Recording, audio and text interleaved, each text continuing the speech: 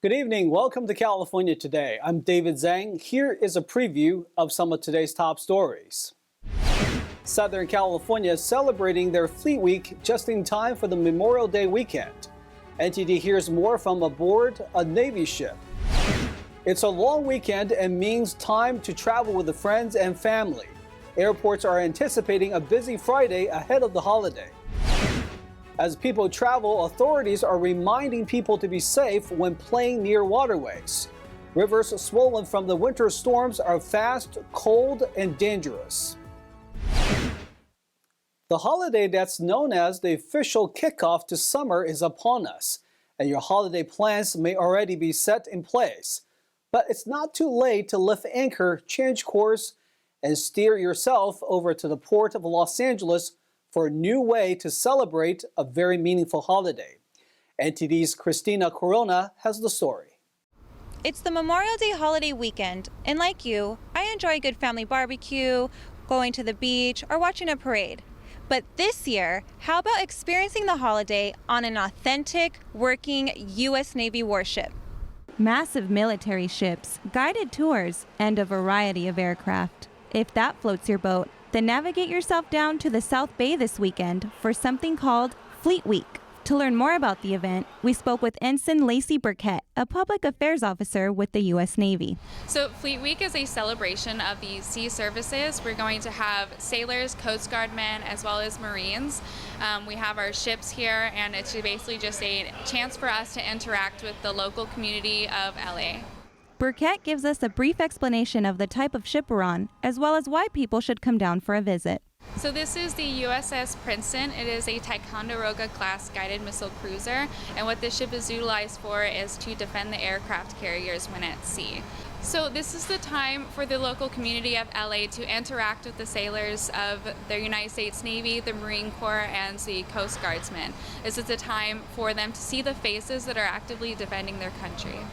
This ship is actually older than me, but it does a number of things that I can't do. Commander Matthew E. Todd, the executive officer of the USS Princeton, told us his ship is in her 30s, but she moves like she's in her 20s. Princeton, commissioned 1989, we like to call it classic.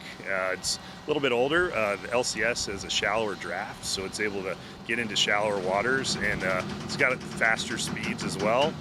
We're just, as a cruiser, we have a lot more firepower.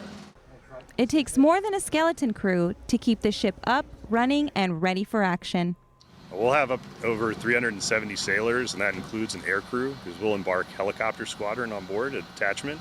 And all this, we need every sailor on board to do their part so that we're an operational ship and ready to support the mission. When folks visit Fleet Week, they'll see military ships and a lot more. And we're here with our Marine Corps team, and they're going to have a pretty big static display set up that's going to have the MV-22 Ospreys, as well as EOD-1 is here as well. So they'll be demonstrating a lot of their equipment, tools, and vehicles that'll be on display for the community. This is a phenomenally heavy, fuel-thirsty ship which has actually been used in battle. The man in charge, Captain Vic Sheldon, tells us more. It served in the first Gulf War and was actually struck by a mine in 1991. Princeton is a guided missile cruiser, and it displaces nearly 10,000 tons of water. We take on board approximately 600,000 gallons of fuel, and that can sustain us at sea for several weeks. Memorial Day was first observed in 1868, and more than a century and a half later, it holds a different meaning for each of us. Memorial Day means to me giving back to those who gave the ultimate sacrifice. It's the day where we can honor those who gave everything and who can't be with us here today. Memorial Day means to me that you have to take the time to honor those that came before you and died as a sacrifice to our nation. So I believe it's really important to just reflect on the day and think about, those who came before you and how much their sacrifice meant. Oh yeah, I hope all of us get a chance this Memorial Day weekend to take a minute to reflect and think about all the men and women who've served and lost their life in service this weekend. Absolutely. Memorial Day is a great opportunity for us to remember all of the service members that have died in the service of the country, and it's a chance for us to look back and reflect on the sacrifices that they and their families have made to defend our country. Whatever you have planned for the Memorial Day holiday weekend, have fun, be safe, and if you happen to see a veteran, please take the time to thank them for their service. From the starboard side aboard the USS Princeton, Christina Corona, NTD News, San Pedro.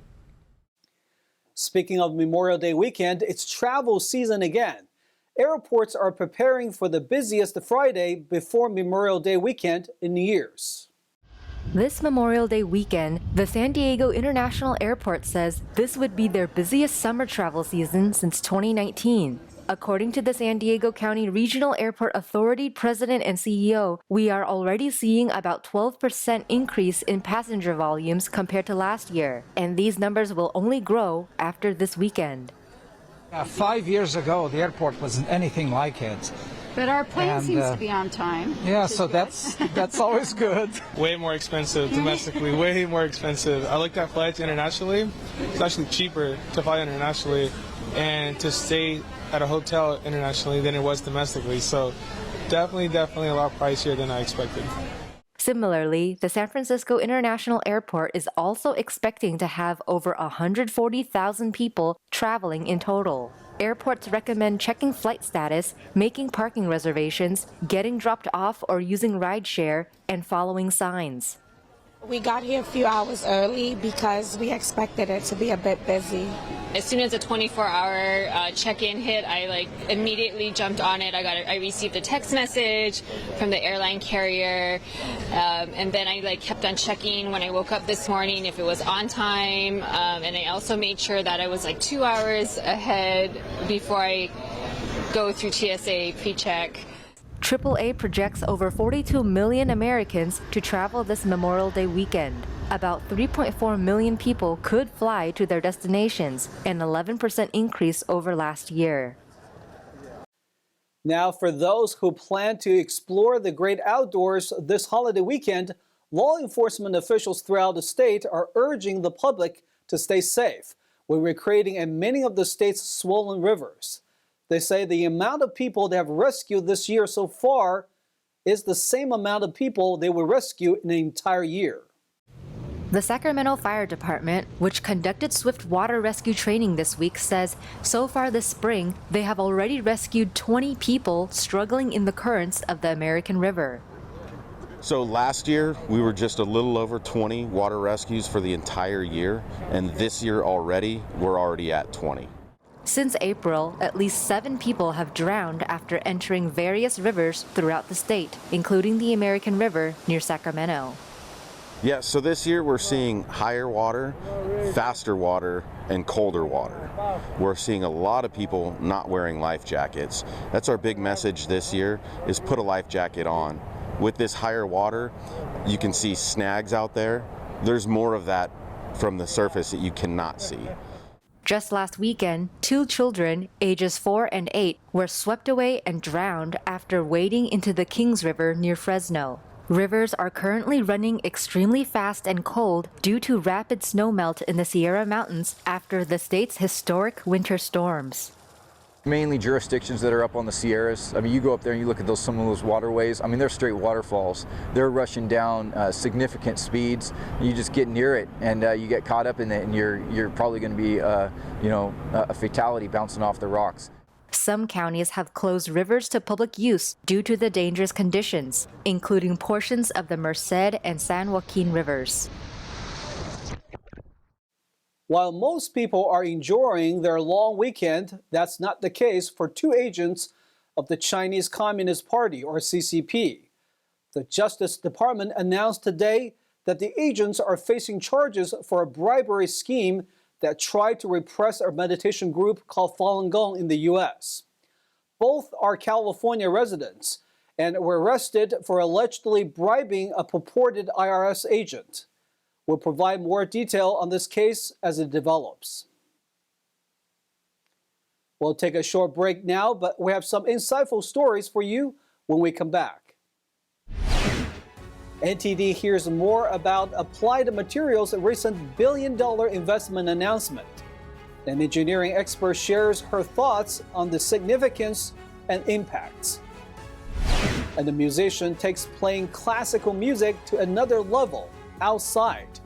the pianist stopped in San Francisco on his tour to bring music to people's ears. More on these stories coming up on California Today.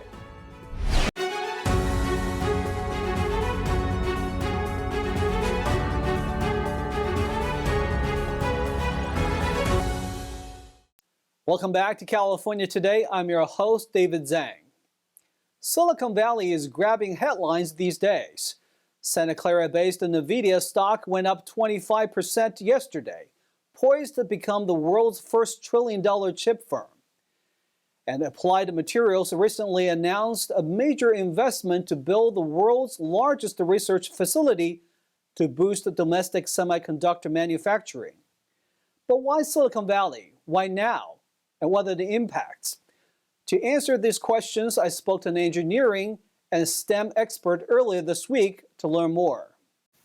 So on Monday, Applied Materials announced that it would invest up to $4 billion to build the world's largest semiconductor research facility in Silicon Valley, while creating up to 2,000 engineering jobs. Joining me now to discuss that is San Jose State University Professor Heidi Isaacs. Professor, so Silicon Valley is the birthplace of the semiconductor industry. That's how it got its name. But we haven't seen a major semiconductor construction project of this scale in more than 30 years. So what is the significance of the announcement on Monday, and just how critical the semiconductors are to today's digital economy? I see this announcement as very significant and very exciting. Semiconductors, as you mentioned, are the lifeblood of the digital economy. They're a critical part of almost every modern device, not just cell phones and not just tablets, but in the Internet of Things, almost everything has a chip in it now. So the supply chain challenges we've seen over the last 3 years underscore this fact. We started to feel the pain, and people had more awareness of how important these are to devices. So U.S. government, Congress passed the CHIPS Act last year.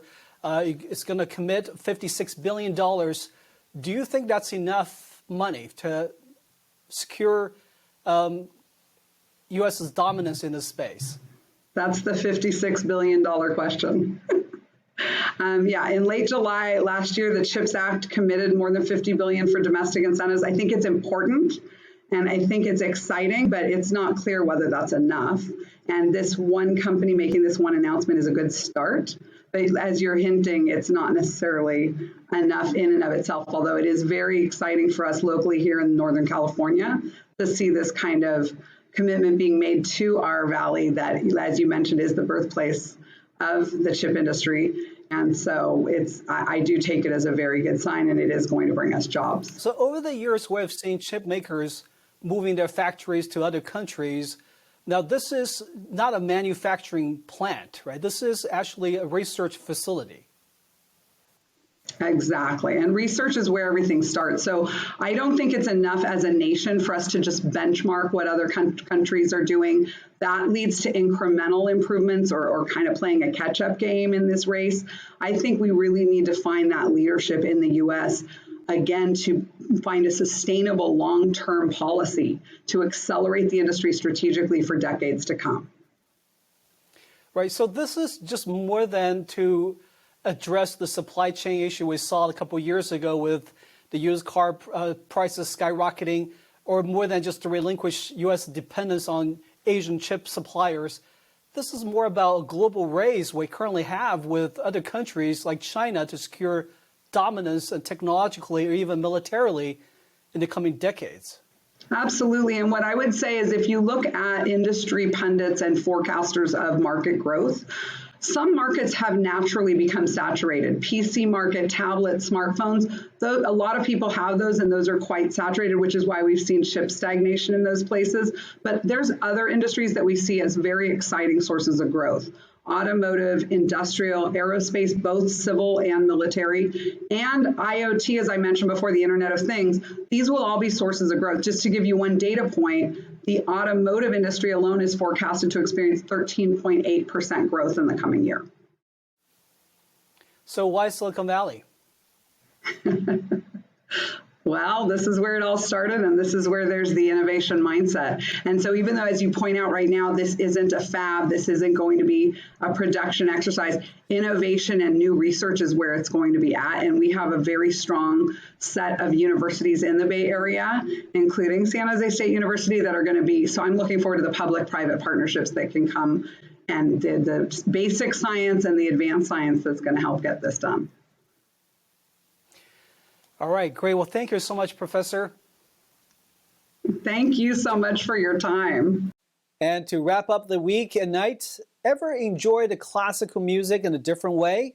Well, one musician takes it outdoors by touring around the U.S. audiences, and NTD enjoyed his latest stop in San Francisco.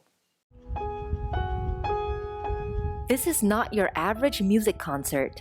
Hunter Nowak, a pianist who plays classical music, took it outdoors to the Botanical Gardens in San Francisco's Golden Gate Park. It's part of his outdoor concert series called In a Landscape. So I started In a Landscape about 8 years ago, and it's really a combination of the two things that I love most, being outdoors and classical music. So in these classical music concerts, we give the audience wireless headphones so they can listen to the live music and wander through the landscape. And the goal is that the music becomes a soundtrack to their experience in each place, and hopefully then allows them to connect with the place and with the music. Nowak, from Portland, Oregon, has traveled to many places to play outdoors. It's not his first time playing in the San Francisco Bay Area. Despite the challenges, he still loves the outdoor environment. Even if it's a little bit cold today, and so I'll wear kind of gloves with heaters in them, but we're all kind of out in these elements together, and so if there's a flock of birds that flies over, or a gust of wind that comes up, we all experience that kind of in the moment together, and I feel like it changes the way that I play, and it also adds a layer and a feeling of connection between me and the audience. Audience members say it's peaceful and relaxing. I think it's a really great way to unwind and just reconnect with nature, especially living in the city and not being around a lot of nature. I think it's super relaxing, and you can kind of just take a second to breathe and just reflect. Nowak also invited audience members to lie down on the stage under the piano to listen to the sound and feel the vibrations.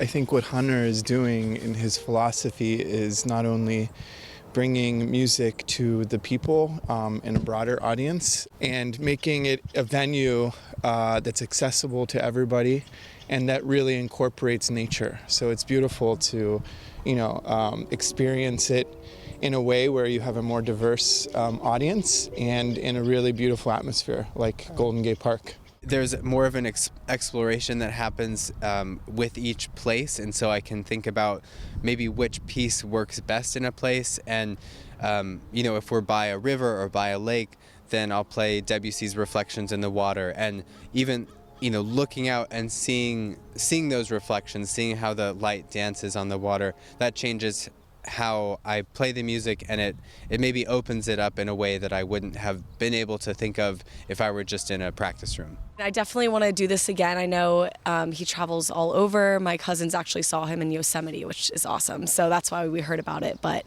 yeah, I definitely would come back and do this again. It's been a really great experience.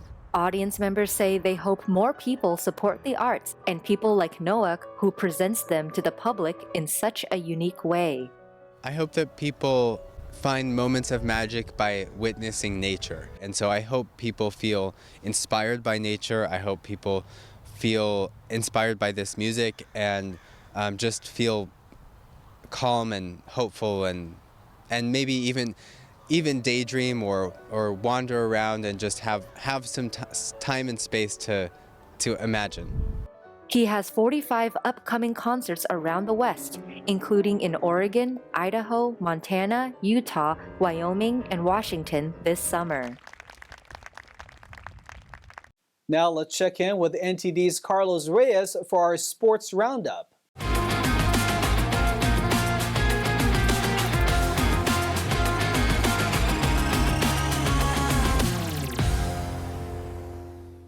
This is your California Sports Roundup, and I'm Carlos Reyes.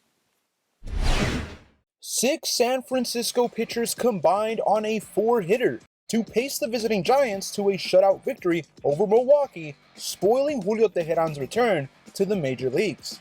Teheran, signed by the Brewers earlier in the day, allowed 1 run on 4 hits in 5 innings in his first start in the majors since April of 2021 when he was with Detroit.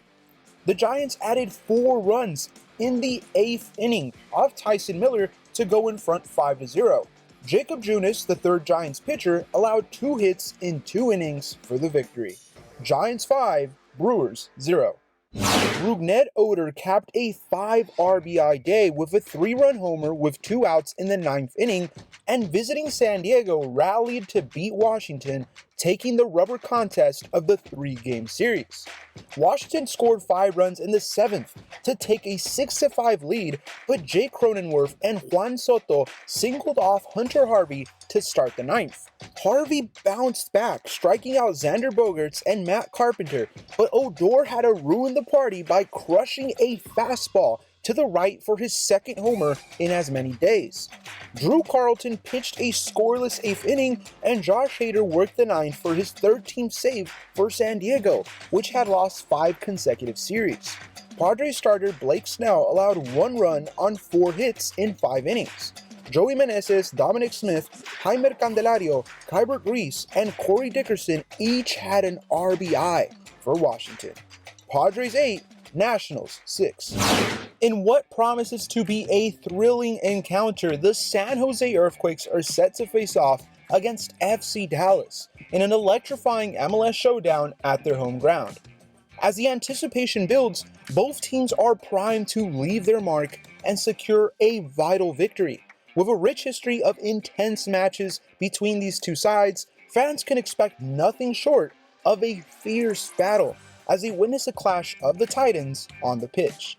Quakes head coach Luchi Gonzalez had this to say about facing his former club. It's not about me, it's about on the given night, preparing for a game, focusing on our identity, and executing in front of our fans, in front of our families. So those are the things that I'm present and focused on, but it would be nice to see some faces that are familiar and people that I'll give a big hug to. The match is set to kick off at 7:30 p.m. live from PayPal Park on Saturday, May 27th.